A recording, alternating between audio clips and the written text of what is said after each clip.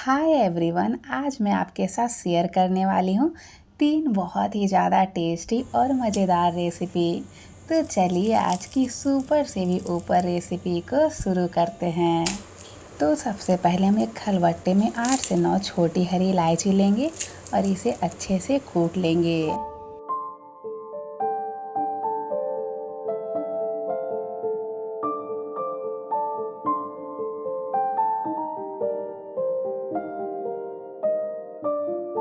अब हम एक मिक्सिंग बाउल में मीडियम साइज की कटोरी से 1 कटोरी मैदा लेंगे और 1 कटोरी गेहूं का आटा। पर आप चाहें तो सिर्फ इसे मैदे का यूज करके ही बना सकते हैं, लेकिन जब आप इन दोनों को मिक्स करके बनाएंगे तो इसमें बहुत ही बढ़िया कलर आता है और ये बहुत ही ज़्यादा टेस्टी बनकर तैयार होता है। अब हम इसमें 4 चम्मच बारीक वाली सूजी डालेंगे, लेकिन अगर आपके पास मोटी वाली सूजी है तब आप इसे पहले ग्राइंडिंग जार में हल्का सा ग्राइंड कर ले, तब आप इसका यूज करें इस रेसिपी को बनाने के लिए। अब हम इसमें 3 चम्मच चीनी का पाउडर डालेंगे, पर आप चाहें तो इसे अपने मन से थोड़ा कम या फिर थोड़ा ज़्यादा भी कर सकते हैं। जो हम सभी के घरों में एक मीडियम साइज वाली चम्मच होती है, उससे हम नाप कर इसमें 10 चम्मच रिफाइन ऑयल डालेंगे और जो हमने हरी इलायची को कूट कर रखा हुआ था थोड़ा सा इसमें डालेंगे और बाकी को बचाकर हम साइड में रखेंगे और इसका यूज हम बाद में करेंगे। अब हम इन सभी को दोनों हाथ से इस तरीके से एकदम अच्छे से मिक्स कर देंगे, ताकि जो हमने इसमें रिफाइन ऑयल डाला है ये पूरे मिक्सचर में एकदम अच्छे से मिक्स हो जाए। जब इसमें इस तरीके से मुट्ठी बंधने लग जाए तब आप समझ जाए कि इसमें एकदम परफेक्ट मोइन डाला हुआ है। अब हम इसमें थोड़ा थोड़ा पानी डालेंगे और इसका एकदम सख्त सा डो तैयार करेंगे। और अब आप इसे देख सकते हैं, इस डो को हमें ठीक ऐसा ही सख्त तैयार करना है। अब हम इसे एक ढक्कन से अच्छे से कवर करके 10 मिनट के लिए छोड़ देंगे, ताकि डो अच्छे से सेट हो जाए।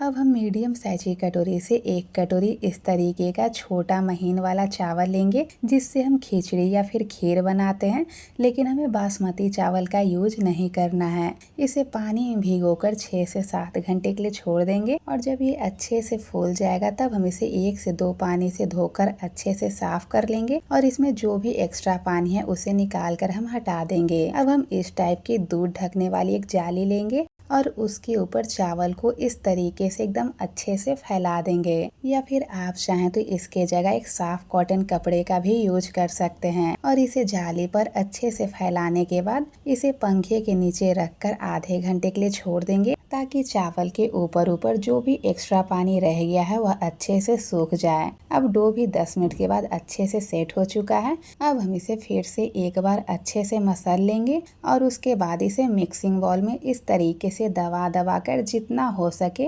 इसकी एक गोल मटोल सी लोई बना लेंगे, क्योंकि डो सख्त है और जब हम इसे अपने हाथ से गोल मटोल करेंगे तो ये सही ढंग से हो नहीं पाएगा। अब हम इसे एक चकले पर रखेंगे और इसे इस तरीके से अच्छे से बेलकर तैयार कर लेंगे।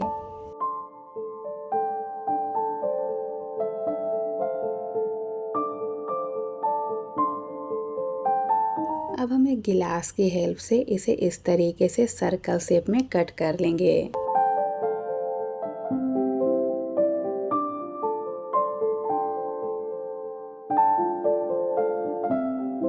अब ये जो कट किया हुआ जो भी एक्स्ट्रा आटा निकला है, इसे फिर से हम गोल मटोल करके एक लोई तैयार कर लेंगे और इसे बेलकर इसी तरीके से हम सर्कल शेप में सभी को कट कर लेंगे। और आप इसकी मोटाई को देख सकते हैं, इसकी मोटाई को ठीक हमें इतना ही रखना है। अब हम एक चाकू की हेल्प से इसमें इस तरीके से डिजाइन बना देंगे, ताकि ये खाने के साथ साथ देखने में भी बहुत ही ज़्यादा टेस्टी लगे। पर आप चाहें तो इसमें अपने पसंद की और भी किसी डिजाइन को बना सकते हैं।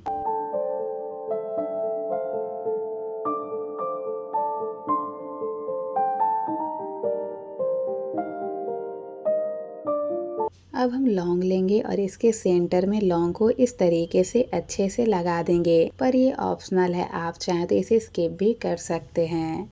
अब हम सभी को इसी तरीके से अच्छे से बनाकर तैयार कर लेंगे और अब हम गैस ऑन करेंगे और गैस पर कढ़ाई चढ़ाएंगे और इसमें ऑयल डालेंगे। अब हम ऑयल को मीडियम गर्म होने देंगे और जब ऑयल मीडियम गर्म हो जाएगा तो एक बार में कढ़ाई में ये जितना आ पाएगा उतने को हम कढ़ाई में डालेंगे और इसे कढ़ाई में डालने के 5 से 6 मिनट के बाद एक चम्मच की हेल्प से इन सभी को हम अच्छे से पलट देंगे और इसे मीडियम फ्लेम पर इसी तरीके से उलटते पलटते हुए हमें तब तक इसे फ्राई करना है जब तक कि इसका कलर गोल्डन ब्राउन ना हो जाए। और अब आप इसे देख सकते हैं इन सभी का कलर गोल्डन ब्राउन हो चुका है। अब हम इसे कढ़ाई में से निकाल लेंगे और इसे इस तरीके से हल्का सा टेढ़ा करके रखेंगे कुछ देर के लिए ताकि इसमें जो भी एक्स्ट्रा ऑयल रह गया है वह अच्छे से निकल जाए।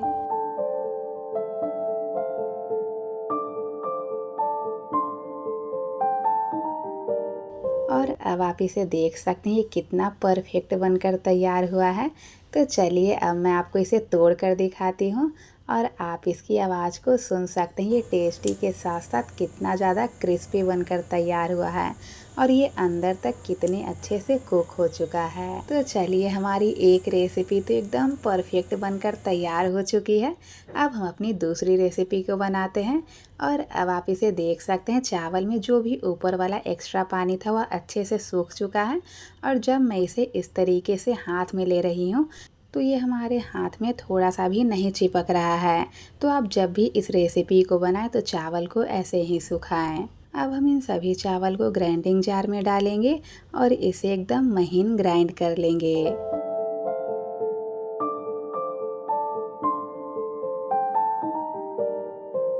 और अब आप इसे देख सकते हैं चावल को हमें ठीक ऐसा ही एकदम महीन ग्राइंड करना है। अब हम गैस पर एक पैन चढ़ाएंगे और जिस कटोरी से हमने नाप कर चावल लिया था उसी कटोरी से नाप कर इसमें आधा कटोरी चीनी डालेंगे। पर आप चाहें तो चीनी को अपने मन से थोड़ा ज़्यादा भी कर सकते हैं। हमारे घर में सभी को थोड़ा कम मीठा खाना पसंद है, इसी वजह से मैं सिर्फ आधे कटोरी चीनी का ही यूज कर रही हूँ। अब हम इसमें 1 कटोरी पानी डालेंगे और इसे हमें तब तक अच्छे से मिक्स करते हुए पकाना है जब तक इसमें छोटू मोटू सा इस तरीके से एक तार ना बनने लग जाए। और अगर आपको ऐसे अंदाज नहीं मिल पा रहा है तो जैसा ऑयल चिपचिपा टाइप का होता है ठीक वैसी चाशनी बन जाएगी। तब हम इसमें 2 चम्मच सफ़ेद तिल डालेंगे और जो हमने चावल को अच्छे से ग्राइंड करके रखा हुआ था उसे इसमें थोड़ा थोड़ा डालते जाएंगे और इसे अच्छे से मिक्स करते जाएंगे ताकि इसमें थोड़ा सा भी गुठली ना रहे। अब हम गैस के फ्लेम को हाई कर देंगे और इसे इसी तरीके से अच्छे से मिक्स करते हुए हाई फ्लेम पर 2 से 3 मिनट के लिए कुक होने देंगे। अब हम इसे एक ढक्कन से अच्छे से कवर कर देंगे और इसे इतना ठंडा होने देंगे ताकि हम इसे अपने हाथ से आसानी से छू सकें। अब हम 50 ग्राम मावा लेंगे और इसे इस मिक्सचर में इस तरीके से एकदम अच्छे से मिक्स कर देंगे। इसमें थोड़ा सा मावा डालने से इस रेसिपी का टेस्ट बहुत ही ज़्यादा बढ़ जाता है। और अब आप इसे देख सकते हैं एकदम आटे के डो जैसा हो गया है। लेकिन अगर ये थोड़ा सा ज़्यादा पतला हो जाए तब आप इसमें जो पिसा हुआ चावल का आटा था उसे थोड़ा सा डालकर इसे अच्छे से मिक्स कर लें। और अगर चावल का आटा बचा हुआ नहीं है तब आप इसके जगह थोड़े से सूजी या फिर थोड़े से मैदे का भी यूज कर सकते हैं। अब हम थोड़ा थोड़ा मिक्सचर लेंगे और इसे अच्छे से गोल मटोल करने के बाद इसके ऊपर सफ़ेद तिल को इस तरीके से अच्छे से लगा देंगे। और अगर आप चाहते हैं कि इसे फ्राई करने के बाद भी इस पर ज़्यादा से ज़्यादा तिल चिपका रहे वह निकले ना, तब आप इसके ऊपर पहले हल्का सा पानी लगा दें और फिर उसके बाद इसके ऊपर सफ़ेद तिल की कोटिंग अच्छे से कर दें। और आप चाहें तो इसे गोल मटोल बनाकर तैयार कर सकते हैं या फिर इस तरीके से हल्का सा चपटा भी बना सकते हैं। आपको जो तरीका पसंद हो आप उस तरीके से इस अनरसा को बना सकते हैं। जब सभी बॉल्स बनकर तैयार हो जाएगा और ऑयल एकदम अच्छे से गर्म हो जाएगा तब हम गैस के फ्लेम को मीडियम कर देंगे और इन सभी बॉल्स को कढ़ाई में डालेंगे। और इसे कढ़ाई में डालने के 3 से 4 मिनट के बाद हम एक चम्मच की हेल्प से इसे हल्का सा कढ़ाई में घुमा देंगे और इसे मीडियम फ्लेम पर अच्छे से फ्राई होने देंगे। तो चलिए अनरसा को अच्छे से फ्राई होने देते हैं और तब तक हम कुछ और चीज़ों की तैयारी करके रख लेते हैं। अब हम एक मिक्सिंग बाउल में 250 ग्राम मावा लेंगे। इसमें थोड़ा सा किशमिश डालेंगे, थोड़े से सूखे नारियल को बारीक कट करके डालेंगे, 2 चम्मच नारियल का बुरादा लेंगे जिसे डेसिकेटेड कोकोनट भी कहा जाता है, 1.5 चम्मच चीनी का पाउडर डालेंगे, पर आप चाहें तो इसे अपने मन से थोड़ा कम या फिर थोड़ा ज़्यादा भी कर सकते हैं। और जो हमने थोड़े से इलायची को बचा कर रखा हुआ था उसे इसमें डालेंगे और इन सभी को अच्छे से मिक्स कर लेंगे। इसे अच्छे से मिक्स करने के बाद इसे हम थोड़ा सा टेस्ट करके देख लेंगे। अगर इसमें चीनी थोड़ी बहुत कम लगे तब आप इसमें थोड़े से चीनी को और डालें और इसे अच्छे से मिक्स कर लें। और अब आप इसे देख सकते हैं अनरसे में कितना बढ़िया कलर आ चुका है। अब हम इन सभी को कढ़ाई में से निकाल लेंगे और जब परफेक्ट अनरसा बनकर तैयार होता है तो आप देख सकते हैं सभी अनरसे में थोड़ा थोड़ा क्रैक्स आ चुका है। इसका मतलब आप समझ जाएं कि अनरसा एकदम परफेक्ट बनकर तैयार हुआ है। तो चलिए अब मैं आपको इसे तोड़ कर दिखाती हूँ कि ये बाहर के साथ साथ अंदर से भी कितना ज़्यादा टेस्टी बनकर तैयार हुआ है। और आप इसकी आवाज़ को सुन सकते हैं, ये टेस्टी के साथ साथ कितना ज़्यादा क्रिस्पी बना है। तो चलिए अब हम अपनी तीसरी रेसिपी को बनाकर तैयार करते हैं। इसे बनाने के लिए सबसे पहले हम एक मिक्सिंग बाउल में 1 कप मैदा लेंगे, 2 चम्मच सूजी लेंगे। इसमें थोड़ा सा सूजी डालने से ये बहुत ही ज़्यादा टेस्टी के साथ साथ एकदम क्रिस्पी बनकर तैयार होता है। 4 चम्मच रिफाइन ऑयल डालेंगे और इन सभी को पहले इस तरीके से अच्छे से मिक्स कर लेंगे। इसे अच्छे से मिक्स करने के बाद जब इसमें इस तरीके से मुट्ठी बनने लग जाए तब आप समझ जाए कि इसमें परफेक्ट मोइन डाला हुआ है।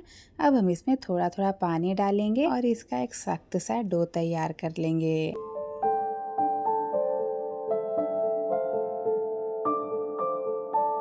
और अब आप इसे देख सकते हैं, इस डो को ठीक हमें ऐसा ही सख्त तैयार करना है। अब हम इसे एक ढक्कन से अच्छे से कवर करके 10 मिनट के लिए छोड़ देंगे ताकि डो अच्छे से सेट हो जाए। अब हम 10 मिनट के बाद फिर से एक बार इसे इस तरीके से अच्छे से मसल लेंगे।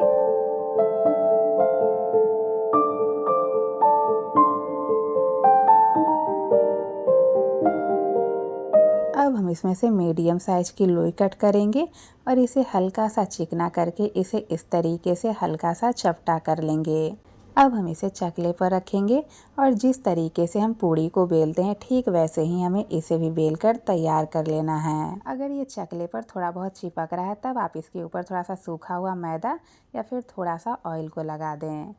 और अब आप इसकी मोटाई को देख सकते हैं, इसकी मोटाई को ठीक हमें ऐसा ही रखना है। अब हम गुजिया बनाने वाला इस तरीके का साँचा लेंगे और इसके ऊपर जो हमने पूड़ी को बेल कर रखा हुआ था उसे रखेंगे और जो हमने मिक्सचर को पहले से तैयार करके रखा हुआ था उसे थोड़ा सा लेंगे और उसे इसके ऊपर इस तरीके से अच्छे से रखकर इसे अपने हाथ की हेल्प से इस तरीके से हल्का हल्का दबा देंगे ताकि ये बिखरे ना। अब हम इसके किनारों पर हल्का सा पानी लगा देंगे ताकि जब हम इसे फ्राई करें तो गुजिया खुले ना। अब हम इसे इस तरीके से सांचे को अच्छे से बंद कर देंगे और इसके बाहर जो भी एक्स्ट्रा आटा है उसे हम अच्छे से निकाल कर हटा देंगे। और ये जो सभी गुजिया में से जो भी एक्स्ट्रा आटा निकलेगा उन सभी को एक बार हम अच्छे से मसल कर इसकी भी पूड़ियाँ बेलकर तैयार कर लेंगे और इसकी भी गुजिया बना लेंगे। और अब आप इसे देख सकते हैं सांचे की हेल्प से कितना परफेक्ट और एकदम सुंदर गुजिया बनकर तैयार हुआ है। अब हम इसी तरीके से सभी गुजिया को बनाकर तैयार कर लेंगे। और अगर आपके पास गुजिया बनाने वाला मोल्ड नहीं है तब आप इसे अपने हाथ की हेल्प से भी एक सुंदर सा डिजाइन दे सकते हैं। तो चलिए अब हम उस तरीके से बिना मोल्ड के गुजिया बनाकर तैयार करते हैं। इसे बनाने के लिए हम एक गोल मटोल सी पूड़ी बेलकर तैयार कर लेंगे और पूड़ी के आधे हिस्से पर उस मिक्सचर को रखेंगे और फिर आधे हिस्से से इसे इस तरीके से अच्छे से बंद करके इसके किनारों को एकदम अच्छे से चिपका देंगे। और इसे अच्छे से चिपकाने के बाद अब हम इसे इस तरीके से फोल्ड करते जाएंगे जैसा कि हमारी नानी और दादी बनाती थी।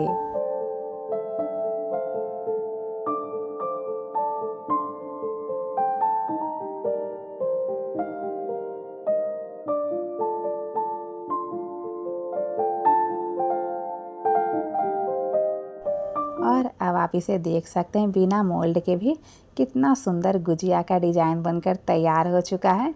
तो चलिए अब हम एक और तीसरे तरीके से बिना मोल्ड के गुजिया को बनाते हैं।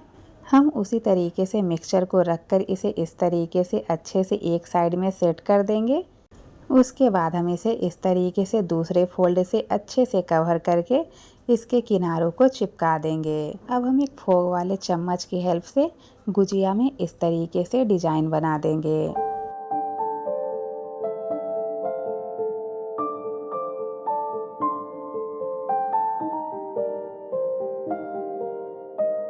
और अब आप इसे देख सकते हैं बिना साँचे के ही ये गुजिया भी कितना सुंदर बनकर तैयार हो चुका है। जब सभी गुजिया बनकर तैयार हो जाएगा और ऑयल जब मीडियम गर्म रहेगा तब हम सभी गुजिया को ऑयल में डालेंगे और इसे मीडियम फ्लेम पर हमें उलटते पलटते हुए तब तक अच्छे से फ्राई करना है जब तक कि इसका कलर गोल्डन ब्राउन ना हो जाए। और इसे फ्राई करते समय हमें गैस का फ्लेम मीडियम ही रखना है ताकि गुजिया अच्छे से कुक हो सके। और अगर ऑयल बहुत ही ज़्यादा गर्म रहेगा और अगर आप उस समय गुजिया को कढ़ाई में डालेंगे तब आप इसे देख सकते हैं इसमें किस तरीके से बबल्स आ गए हैं। और जिन गुजिया को हमने मीडियम गर्म ऑयल में डाला था और जिसे मीडियम फ्लेम पर फ्राई किया था वो कितने अच्छे से फ्राई हो चुका है। और आज मैंने आपके साथ जो ये तीनों रेसिपी शेयर की है, ठेकुआ, अनरसा और गुजिया की, इन तीनों के बिना हमारे यूपी और बिहार में 3 त्योहारें कभी भी नहीं मनाई जाती है और वो है तीज, करमा और जितिया। इन तीनों के बिना ये तीनों त्योहार कभी भी नहीं मनाई जाती। तो आप कमेंट बॉक्स में ज़रूर बताएं आपको इन तीनों में से कौन सी रेसिपी सबसे बढ़िया लगी और आप इस वीडियो को इंडिया के किस कोने से देख रहे हैं। अब गुजिया का कलर गोल्डन ब्राउन हो चुका था, अब हम इसे कढ़ाई में से निकाल लेंगे और बाकी गुजिया को भी हम इसी तरीके से मीडियम फ्लेम पर अच्छे से फ्राई कर लेंगे। और आप भी इस रेसिपी को एक बार ज़रूर ट्राई करके देखें, आपको भी ये रेसिपी बहुत ही ज़्यादा पसंद आएगी। और अगर आपको ये वीडियो पसंद आया हो तो इसे ज़्यादा से ज़्यादा लाइक शेयर करें और हमारे मोनार्क किचन चैनल को सब्सक्राइब करना ना भूलें और आप बेल आइकन को प्रेस कर ले ताकि आने वाली वीडियो की नोटिफिकेशन सबसे पहले आपको मिल सके। और आप जब भी अनरसा बनाएं तो उसमें थोड़े से इलायची पाउडर को मिक्स कर दें, इसकी वजह से अनरसा का टेस्ट बहुत ही ज़्यादा बढ़ जाता है। जब मैंने अनरसा बना लिया तब मुझे याद आया कि मैंने तो उसमें इलायची का पाउडर डाला ही नहीं। तो चलिए अब मैं आपको इसे तोड़ कर दिखाती हूँ कि ये बाहर के साथ साथ अंदर से भी कितना ज़्यादा टेस्टी बनकर तैयार हुआ है। और आप इसकी आवाज़ को सुन सकते हैं, ये टेस्टी के साथ साथ कितना ज़्यादा क्रिस्पी बना है। तो मैं आपसे फिर से मिलूँगी एक नई रेसिपी के साथ।